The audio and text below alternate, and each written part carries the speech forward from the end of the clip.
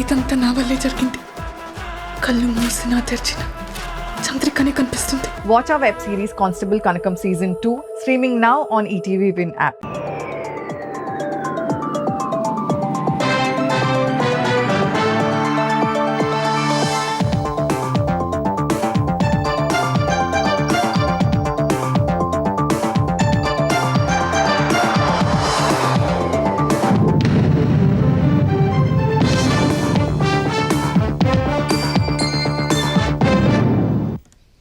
నమస్కారం, ఈటీవీ న్యూస్కు స్వాగతం. ముందుగా ముఖ్యాంశాలు. ఏపీలో ఈ ఏడాది 16% వృద్ధి రేటు లక్ష్యమన్న చంద్రబాబు.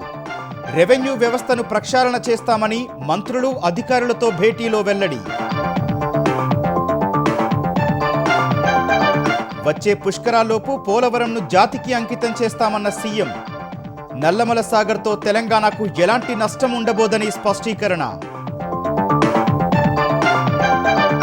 అమరావతి బెంగళూరు హైవే నిర్మాణంపై గడ్కరీకి చంద్రబాబు విజ్ఞప్తి. సానుకూలంగా స్పందించిన కేంద్ర ఉపరితల రవాణా శాఖ మంత్రి. నల్లమల సాగర్పై రిట్ పిటిషన్ వెనక్కి తీసుకున్న తెలంగాణ. సూట్ వేయాలన్న సీజేఐ సూచనతో నిర్ణయం. ఏపీ ఉల్లంఘనలు కోర్టుకు చెప్పామన్న ఉత్తమ్. తెలంగాణలో ప్రతి ఒక్కరికి వైద్యం అందాలన్నదే లక్ష్యమన్న రేవంత్. తల్లిదండ్రులను విస్మరించే ప్రభుత్వ ఉద్యోగుల జీతాల్లో కోత పెడతామని వెల్లడి. మెగా ఈ-వేస్ట్ సేకరణ డ్రైవ్ను చేపట్టిన జీహెచ్ఎంసీ. మహానగర వ్యాప్తంగా ప్రత్యేక కేంద్రాలు ఏర్పాటు. ప్రజలు తమ సిబ్బందికి అందించాలన్న కమిషనర్. కొత్త ఏడాది తొలి ప్రయోగంలో ఇస్రోకు ఎదురు దెబ్బ. 3వ దశ తర్వాత పిఎస్ఎల్వి C-62 రాకెట్తో తెగిన సంబంధాలు. పరిస్థితిపై సైంటిస్టుల విశ్లేషణ. వెనిజువెలా తాత్కాలిక అధ్యక్షుడిగా ప్రకటించుకున్న ట్రంప్. గ్రీన్లాండ్ ఎట్టి పరిస్థితుల్లో అమెరికా సొంతమవుతుందని పునరుద్ఘాటన.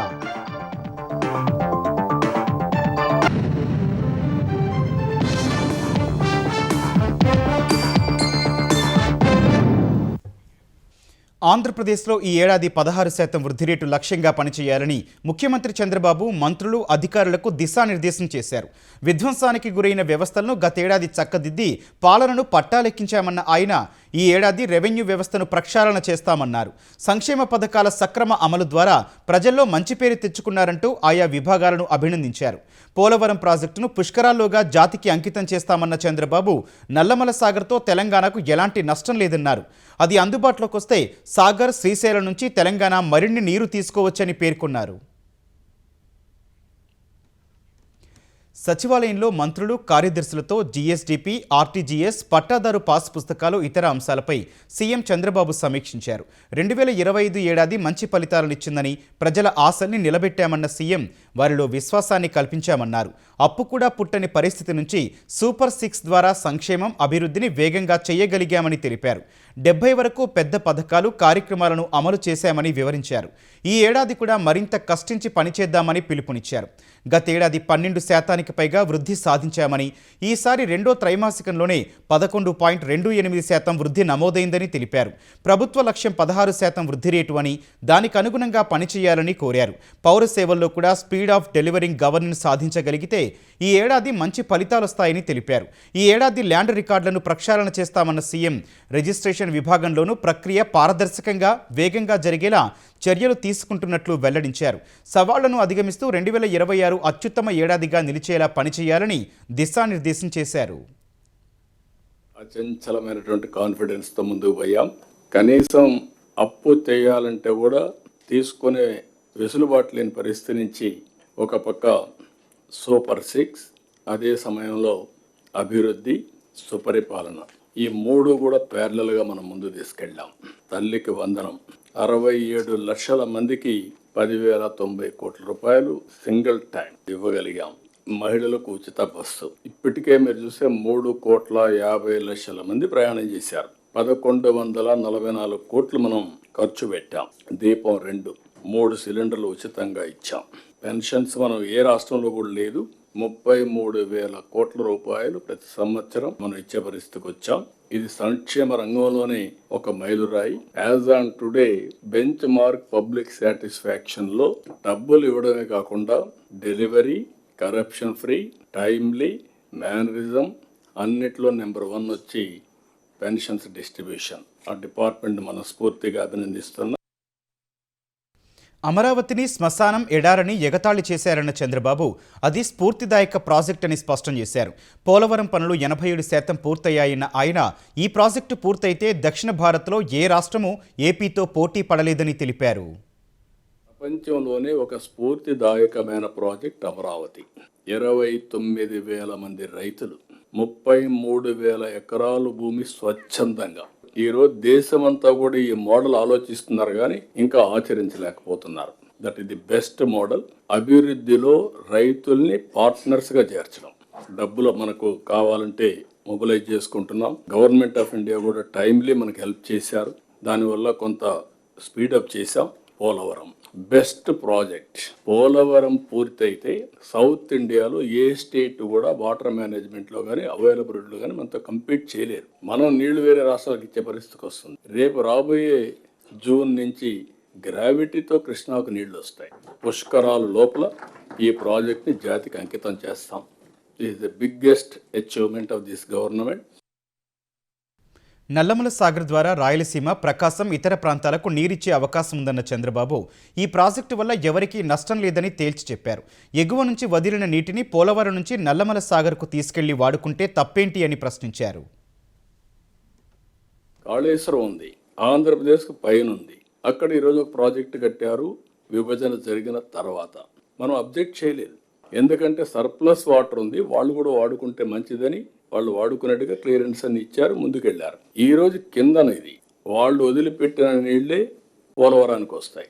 పోలవరానికి నల్లమల సాగర్కి నీళ్లు తీసిపోయి వాడుకుంటే అవసరమైతే నాగార్జున సాగర్లో, శ్రీశైలంలో మనం వాడుకున్న నీళ్లు ఇక్కడ వాడుకుంటాం కాబట్టి కొన్ని మిగిలితే ఆ నీళ్లు తెలంగాణ, రాయలసీమ పూర్తిగా వాడుకునే పరిస్థితి వస్తుంది. నేను ఆ మాటే చెప్పాను. మీకు ఏ విధంగా నష్టం ఇది మీరు చేసినప్పుడు నేను ఏమాత్రం కూడా అబ్జెక్ట్ చేయలేదు. చేయకూడదు కూడా. తెలుగు జాతి ఒకటే, అందరం కలిసి పనిచేసుకుంటా అని చెప్పాం. దేశానికి వచ్చిన పెట్టుబడుల్లో 25% ఏపీకే వచ్చాయన్న సీఎం పెట్టుబడులకు కేంద్రంగా రాష్ట్రాన్ని మార్చడంలో సమష్టిగా పనిచేసిన మంత్రులు, అధికారులను అభినందించారు. పెట్టుబడులపై ఆయా సంస్థలతో చేసుకున్న ఒప్పందాలు సాకారమైతే 25 లక్షల మందికి ఉద్యోగ అవకాశాలు లభిస్తాయని పేర్కొన్నారు. బెంగళూరు విజయవాడ ఎక్స్ప్రెస్ వేపై 4 గిన్నిస్ రికార్డులు నమోదయ్యాయి. ఎన్హెచ్ఏఐ అధికారులు, గుత్తేదారు సంస్థ రాజ్పథ్ ఇన్ఫ్రాకాన్ ప్రతినిధులు గిన్నిస్ బుక్ ప్రతినిధుల నుంచి పత్రాలు అందుకున్నారు. ఈ కార్యక్రమంలో కేంద్ర మంత్రి నితిన్ గడ్కరీ, ముఖ్యమంత్రి చంద్రబాబు వర్చువల్గా పాల్గొన్నారు. బెంగళూరు విజయవాడ ఎకనామిక్ కారిడార్లో 4 గిన్నిస్ రికార్డులు సాధించడంపై అందరినీ చంద్రబాబు అభినందించారు. వేగంగా 6 లేన్ల జాతీయ రహదారి నిర్మించి గిన్నిస్ రికార్డు సాధించారని కొనియాడారు. అమరావతి నుంచి బెంగళూరుకు స్ట్రైట్ రోడ్డు నిర్మించాలని ఈ సందర్భంగా చంద్రబాబు నితిన్ గడ్కరీని కోరారు. జాతీయ రహదారుల పూర్తికి ఏపీ ప్రభుత్వం సహకారం అందిస్తోందని చెప్పిన గడ్కరీ అమరావతి బెంగళూరు స్ట్రైట్ రోడ్డుపై చంద్రబాబు ప్రతిపాదనలపై సానుకూలంగా స్పందించారు. I need one cooperation from you, Gadkari Saab. We started this road from Amaravati to Bangalore, straight road. Now there is some deviation because of government change. But I don't want to delay further. We completed everything. Earlier this road is very clear. One road will go to Kadapa, one road will go to Kurnool, one road will go to Bangalore. That is the straight road we conceived. You remember very well, straight road. Now this is Amaravati Bangalore road. You name that AB road. So that is one request.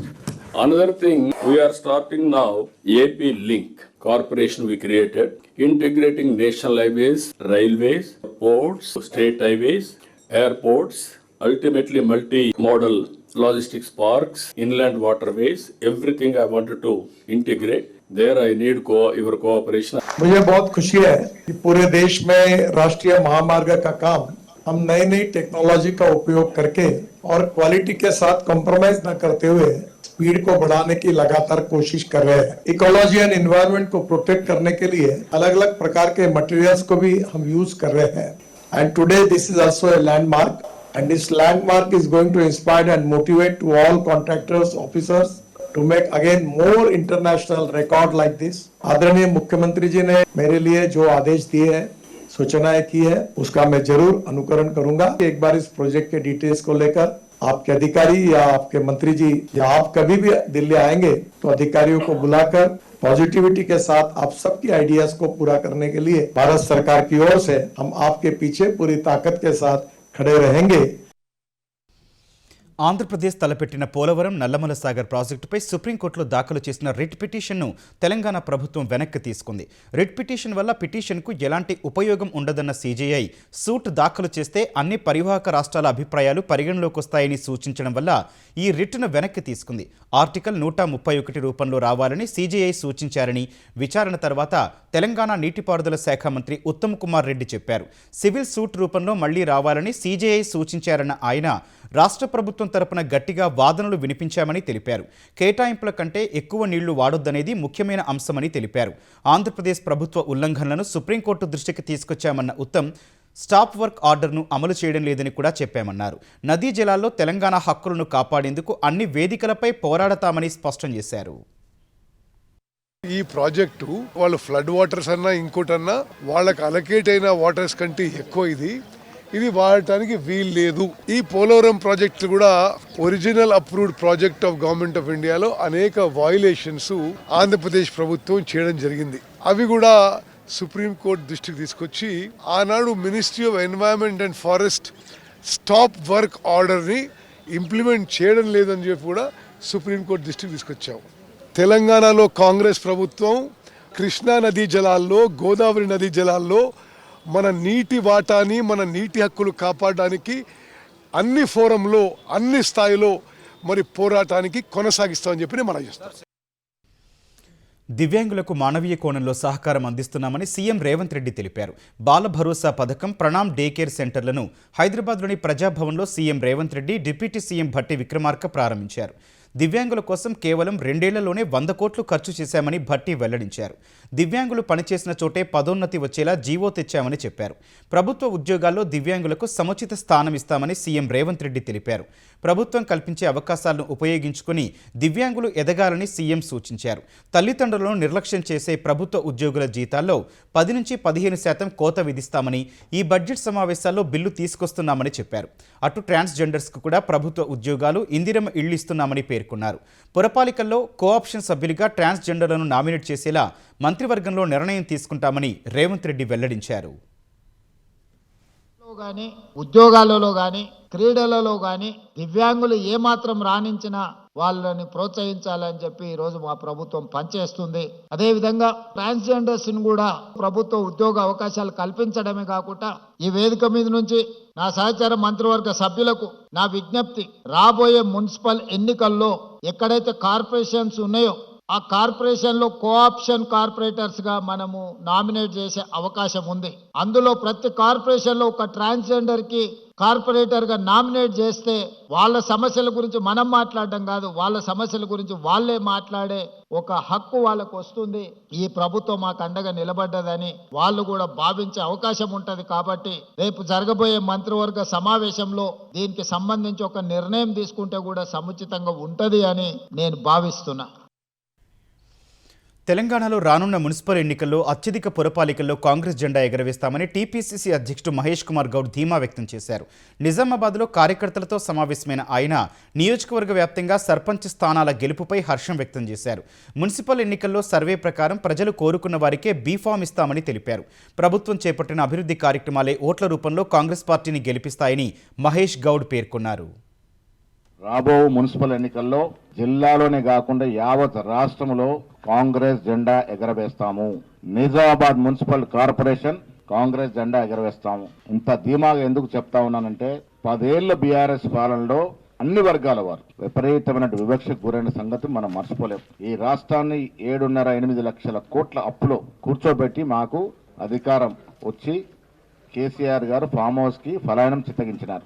అలాంటి ఇబ్బందికరమైన ఆర్థిక పరిస్థితి నుంచి రాష్ట్ర ముఖ్యమంత్రి రేవంత్ రెడ్డి గారు, మా finance మంత్రి డిప్యూటీ సీఎం భట్టి విక్రమార్క గారు, మంత్రివర్గ సభ్యులు శ్రమపడి ఒక పద్ధతి ప్రకారం ఆర్థిక విధ్వంసం జరిగినటువంటి తెలంగాణ రాష్ట్రాన్ని వికాసం వైపు నడిపేయడంలో విజయవంతమైనాం కాబట్టే సర్పంచ్ ఎన్నికల్లో 70% పైన గెలిచాం. ప్రజలతో అనునిత్యం సంబంధం ఉండి, ప్రజాక్షేత్రంలో ఉండి సర్వేల ఆధారంగా ప్రజలు కోరుకున్న వారికి బీఫామ్లు ఇస్తాం.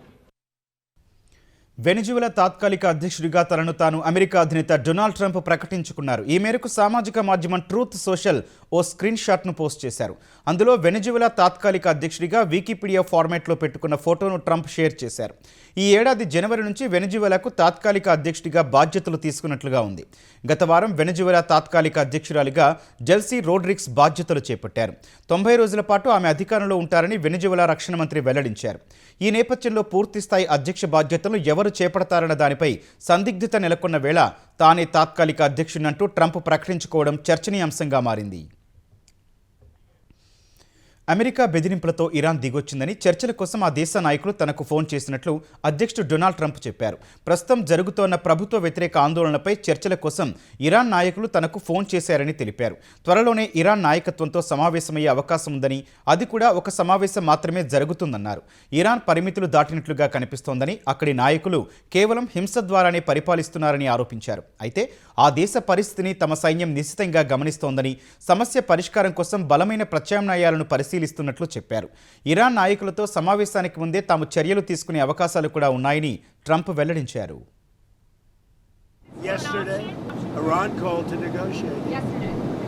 Yesterday, the leaders of Iran called, they want to negotiate.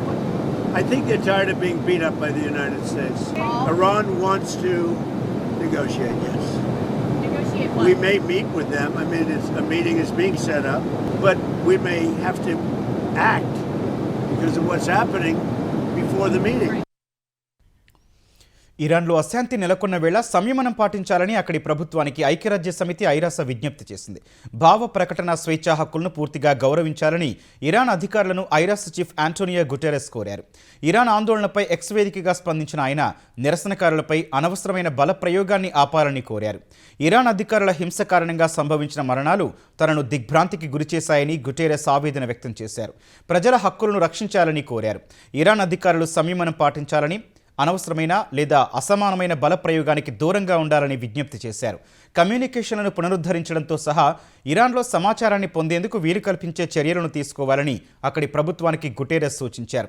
అటు ఇరాన్ జరుగుతున్న పరిణామాలను తాము నిశితంగా పరిశీలిస్తున్నట్లు ఇజ్రాయెల్ ప్రధాని బెంజమిన్ నెతన్యాహు చెప్పారు. నిరంకుశత్వానికి వ్యతిరేకంగా ప్రజలు చేస్తున్న పోరాటానికి మద్దతిస్తున్నట్లు తెలిపారు. గ్రీన్లాండ్ను అమెరికా తీసుకోకపోతే చైనా, రష్యాలు స్వాధీనం చేసుకునే ప్రమాదం ఉందని అధ్యక్షుడు డొనాల్డ్ ట్రంప్ అన్నారు. అలా జరగకుండా తాను అడ్డుకుంటానని ట్రంప్ స్పష్టం చేశారు. గ్రీన్లాండ్తో ఒప్పందం కుదుర్చుకోవడానికి ఇష్టపడతానన్న ట్రంప్ ఏది ఏమైనప్పటికీ ఆ ద్వీపం తమ సొంతం కాబోతోందని విశ్వాసం వ్యక్తం చేశారు. ఈ సందర్భంగా నాటో కూటమిపై స్పందించిన ఆయన తాను అధ్యక్ష పదవిలోకి రాకుంటే నాటో ఉండేదే కాదని అభిప్రాయపడ్డారు. Greenland, Russia or China will, and I'm not letting that happen. If we think I've done a great job, I'm the one that saved NATO. I'm the one that got them to pay 5% of GDP. Wait a minute. It was 2% and they didn't pay. Now they're paying 5%.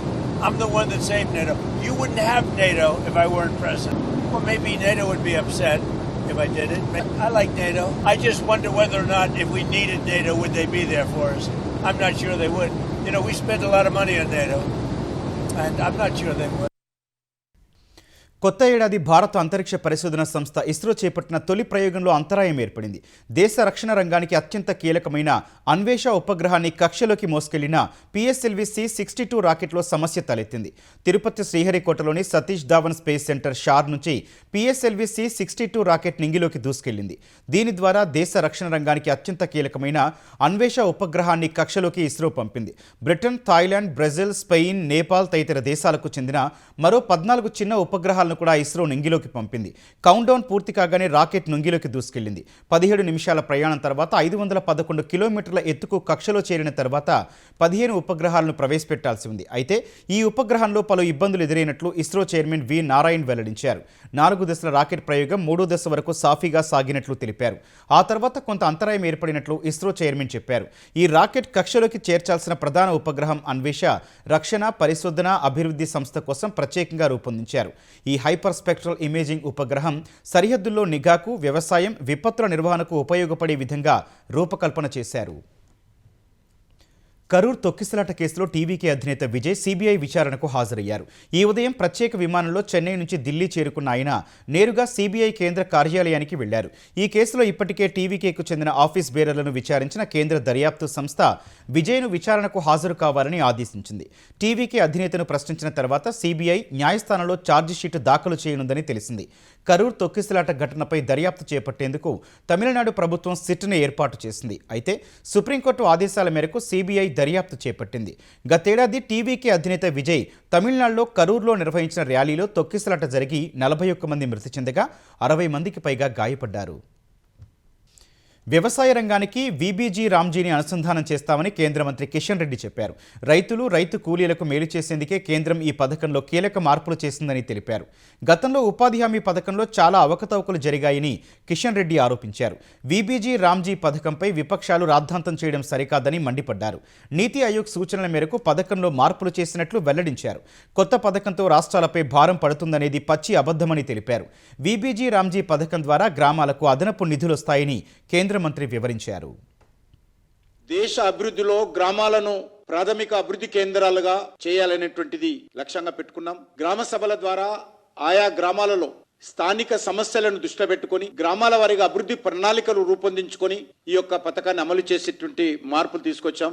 గతంలో ఏ రకంగా ఉండిందో మీకు అందరికీ తెలుసు. ఒక సంవత్సరము ఒక దగ్గర గుంతలు తీస్తే మళ్ళీ వచ్చే సంవత్సరం అక్కడనే మళ్ళీ గుంతలు తీయాల్సిన పరిస్థితి ఉండేది. ఆ గుంతలు ఎందుకోసం తీస్తున్నారు కూడా జవాబు తెరం లేదు. అందుకే ఈ రోజు ఈ యొక్క పథకాన్ని అకౌంటబిలిటీ ఉండే విధంగా నీటి సంరక్షణ, సాగునీటి సౌకర్యాలు, నీటి వనరుల పునరుద్ధరణ, అడవుల సంరక్షణ, రూరల్ రోడ్ డెవలప్మెంట్, గ్రామ పంచాయతీలకు సంబంధించినటువంటి పంచాయతీ భవనాల నిర్మాణము, అంగన్వాడీ కేంద్రాల నిర్మాణము ఈ యొక్క రామ్జీలో అవకాశం కల్పించడం జరిగింది. దీన్ని వ్యవసాయ రంగానికి అనుసంధానం చేసే విధంగా రూపకల్పన చేస్తా ఉన్నాం. అంటే వ్యవసాయ పనులప్పుడు లబ్ధి దొరుకుతుంది, మళ్ళీ ఆ తర్వాత కూడా 120 రోజులు వ్యవసాయ సీజన్ లేనప్పుడు కూడా పని దొరకాలనేటువంటి లక్ష్యంతో ఈరోజు కేంద్ర ప్రభుత్వము ఇందులో మార్పులు తీసుకురావడం జరిగిందనే విషయాన్ని ఈ సందర్భంగా మనం వేస్తున్నాం.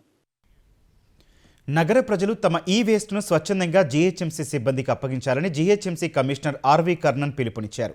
ముషీరాబాద్ సర్కిల్ బాగ్లింగంపల్లిలో నిర్వహిస్తున్న మెగా ఈ వేస్ట్ సేకరణ డ్రైవ్ను సందర్శించిన కర్ణన్ ఎలక్ట్రానిక్ వ్యర్థాల సేకరణ, శాస్త్రీయ నిర్వహణ కోసం చేపట్టిన ఏర్పాట్లను సమీక్షించారు. ఈ వేస్ట్ సేకరణ ప్రత్యేక కేంద్రాల్లో ఏర్పాట్లను కమిషనర్ పరిశీలించారు. ఫీల్డ్ స్థాయి సిబ్బందితో మాట్లాడి ప్రత్యేక వాహనాలు, ప్రత్యేక కౌంటర్ల పనితీరుపై వివరాలు అడిగి తెలుసుకున్నారు. పాత, వినియోగంలో లేని ఎలక్ట్రానిక్ వస్తువులను నిర్దేశిత సేకరణ కేంద్రాల్లో అప్పగించి ప్రజలు ఈ కార్యక్రమంలో చురుగ్గా పాల్గొనాలని కమిషనర్ విజ్ఞప్తి చేశారు. అశాస్త్రీయంగా ఈ వేస్ట్ను పడేయడం వల్ల పర్యావరణ కాలుష్యం ఏర్పడటమే కాకుండా ప్రజారోగ్యానికి ముప్పు వాటిల్లుతుందని కర్ణన్ హెచ్చరించారు. ఈ కార్యక్రమం విజయవంతం కావాలంటే ప్రజల సహకారం అత్యంత అవసరమని స్పష్టం చేశారు. ఐటీ ప్రాంతాలు, ఎలక్ట్రానిక్ దుకాణాలు అధికంగా ఉన్న ప్రదేశాలపై ప్రత్యేక దృష్టి పెట్టినట్టు తెలిపారు. ఈ వేస్ట్ సేకరణ కోసం ప్రత్యేక వాహనాలను, కౌంటర్లను జీహెచ్ఎంసీ ఏర్పాటు చేసినట్టు కర్ణన్ వివరించారు. తెలంగాణ రిజిస్ట్రేషన్ శాఖలో కీలక సంస్కరణలు అమలు చేస్తున్నామని రెవెన్యూ మంత్రి పొంగులేటి శ్రీనివాసరెడ్డి స్పష్టం చేశారు. పేదల భూములు, ప్రభుత్వ భూముల పరిరక్షణకు చర్యలు తీసుకుంటున్నామని వివరించారు. హైదరాబాద్ కూకట్పల్లిలో సమగ్ర సబ్ రిజిస్ట్రార్ కార్యాలయాల సముదాయానికి మంత్రి శంకుస్థాపన చేశారు. ఎవరైనా ప్రభుత్వ భూములను ఆక్రమిస్తే వారి భరతం పడతామని హెచ్చరించారు. రాబోయే రోజుల్లో కబ్జాలపై ఉక్కుపాదం మోపుతామని తెలిపారు. ప్రభుత్వంపై భారం లేకుండా సమీకృత భవనాలు నిర్మిస్తున్నానని స్పష్టం చేశారు. ఈ భవనాల నిర్వహణ 5 ఏళ్ల పాటు నిర్మాణదారులదేనని స్పష్టం చేశారు. రాజధాని అమరావతి నిర్మాణ పనులు శరవేగంగా జరుగుతున్నాయని ఆంధ్రప్రదేశ్ పురపాలక శాఖ మంత్రి నారాయణ తెలిపారు. మార్చి నెలాఖరుకు 4026 అధికార భవనాలను పూర్తి చేసి సంబంధిత శాఖలకు అప్పగిస్తామని చెప్పారు. పల్నాడు జిల్లా అమరావతి మండలం కర్లపూడి, లేమల్లె గ్రామంలో భూ సమీకరణ ప్రక్రియను ఎమ్మెల్యే భాష్యం ప్రవీణ్తో కలిసి మంత్రి ప్రారంభించారు.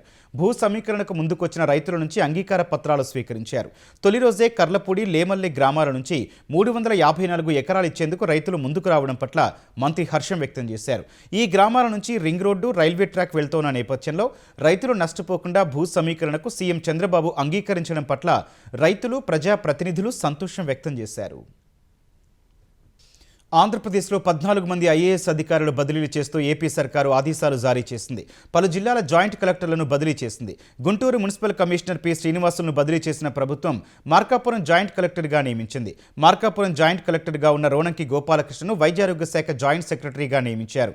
పౌర సరఫరాల శాఖ డైరెక్టర్ ఆర్ గోవిందరావు బదిలీ చేసిన ప్రభుత్వం ఆ స్థానంలో శ్రీవాస్ నుపూర్ అజయ్ కుమార్ను నియమించింది. తిరుపతి జేసీ తుడా వైస్ చైర్మన్గా ఆర్ గోవిందరావుకు పోస్టింగ్లు ఇచ్చింది. గిరిజన కోఆపరేటివ్ కార్పొరేషన్ ఎండీ కల్పనా కుమారిని బదిలీ చేసి ప్రకాశం జిల్లా జాయింట్ కలెక్టర్గా నియమించారు. గుంటూరు మున్సిపల్ కమిషనర్గా కతవాటే మయూర్ అశోక్ను నియమించిన సర్కారు ఆంధ్రప్రదేశ్ టెక్నాలజీ సర్వీసెస్ ఎండీగా ఉన్న మల్లవరపు సూర్యతేజ అనకాపల్లి జాయింట్ కలెక్టర్గా నియమించింది.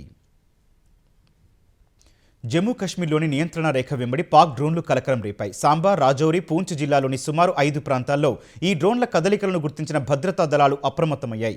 భారత భూభాగంలో ఆ డ్రోన్లు కొన్ని నిమిషాలు ఎగిరి తిరిగి వెళ్లినట్లు అధికారులు గుర్తించారు. రాజౌరి జిల్లా నౌషెరా సెక్టార్లోని గనియా, కల్సియన్ గ్రామం వద్ద డ్రోన్ కదలికలను గమనించిన సైనికులు వెంటనే అప్రమత్తమై మెషిన్ గన్లతో కాల్పులు జరిపాయి. అదే సమయంలో ఖబ్బర్ గ్రామం వద్ద కూడా వెలుగులు జిమ్మే డ్రోన్ వంటి వస్తువు కనిపించి మాయమైందన్నారు. సాంబా జిల్లా రామ్గఢ్ సెక్టార్, పూంచ్ జిల్లా మాన్కోట్ సెక్టార్లలో కూడా ఇదే తరహా డ్రోన్ల సంచారాన్ని ధృవీకరించారు. ఈ డ్రోన్ల ద్వారా ఆయుధాలు, మాదక ద్రవ్యాలను భారత భూభాగంలోకి జారవిడిచారనే అనుమానంతో సైన్యం, పోలీసులు ముమ్మరంగా గాలిస్తున్నాయి. స్వామి వివేకానంద జయంతిని పురస్కరించుకుని రాష్ట్రపతి ద్రౌపది ముర్ము, ప్రధాని నరేంద్ర మోదీ సహా పలువురు ప్రముఖులు ఆయనకు నివాళులర్పించారు. భారతీయులు గౌరవాన్ని నింపి దేశ నిర్మాణానికి దోహదపడేలా యువతను ప్రేరేపించారని ఎక్స్ వేదికగా రాష్ట్రపతి ముర్ము కొనియాడారు. వివేకానంద ప్రపంచానికి జ్ఞానాన్ని బోధించారని తెలిపారు. యువతను జాతి నిర్మాణానికి బలమైన మూలస్తంభాలుగా వివేకానంద భావించారని ప్రధాని మోదీ అన్నారు. ఈ జయంతి దేశ ప్రజల్లో కొత్త బలాన్ని, విశ్వాసాన్ని తీసుకురావాలని ఆకాంక్షించారు. స్వామి వివేకానంద భారతీయ సంస్కృతిని ప్రపంచ వేదిక పైకి తీసుకెళ్లారని, ఆయన మాటలు అందరికీ స్ఫూర్తినిస్తాయని కాంగ్రెస్ అగ్రనేత రాహుల్ గాంధీ అన్నారు. భారతీయ విలువలకు చిహ్నంగా నిలిచిన స్వామి వివేకానంద ప్రేరణ అమూల్యమైనదని కాంగ్రెస్ పార్టీ జాతీయ అధ్యక్షుడు మల్లికార్జున ఖర్గే అన్నారు. ప్రజలకు ఆధ్యాత్మికతను, సమానత్వాన్ని వివేకానంద బోధించారని వెల్లడించారు. ముఖ్యాంశాలు మరోసారి చూద్దాం. ఏపీలో ఈ ఏడాది 16% వృద్ధి రేటు లక్ష్యమన్న చంద్రబాబు. రెవెన్యూ వ్యవస్థను ప్రక్షాళన చేస్తామని మంత్రులు, అధికారులతో భేటీలో వెల్లడి. వచ్చే పుష్కరాల్లోపు పోలవరంను జాతికి అంకితం చేస్తామన్న సీఎం. నల్లమల సాగర్తో తెలంగాణకు ఎలాంటి నష్టం ఉండబోదని స్పష్టీకరణ. అమరావతి, బెంగళూరు హైవే నిర్మాణంపై గడ్కరీకి చంద్రబాబు విజ్ఞప్తి. సానుకూలంగా స్పందించిన కేంద్ర ఉపరితల రవాణా శాఖ మంత్రి. నల్లమల సాగర్పై రిట్ పిటిషన్ వెనక్కి తీసుకున్న తెలంగాణ. సూట్ వేయాలన్న సీజేఐ సూచనతో నిర్ణయం. ఏపీ ఉల్లంఘనలు కోర్టుకు చెప్పామన్న ఉత్తమ్. తెలంగాణలో ప్రతి ఒక్కరికి వైద్యం అందాలన్నదే లక్ష్యమన్న రేవంత్. తల్లిదండ్రులను విస్మరించే ప్రభుత్వ ఉద్యోగుల జీతాల్లో కోత పెడతామని వెల్లడి. మెగా ఈ-వేస్ట్ సేకరణ డ్రైవ్ను చేపట్టిన జీహెచ్ఎంసీ. మహానగర వ్యాప్తంగా ప్రత్యేక కేంద్రాలు ఏర్పాటు. ప్రజలు తమ సిబ్బందికి అందించాలన్న కమిషనర్. కొత్త ఏడాది తొలి ప్రయోగంలో ఇస్రోకు ఎదురు దెబ్బ. 3వ దశ తర్వాత పిఎస్ఎల్వి C-62 రాకెట్తో తెగిన సంబంధాలు. పరిస్థితిపై సైంటిస్టుల విశ్లేషణ. వెనిజువెలా తాత్కాలిక అధ్యక్షుడిగా ప్రకటించుకున్న ట్రంప్. గ్రీన్లాండ్ ఎట్టి పరిస్థితుల్లో అమెరికా సొంతమవుతుందని పునరుద్ఘాటన.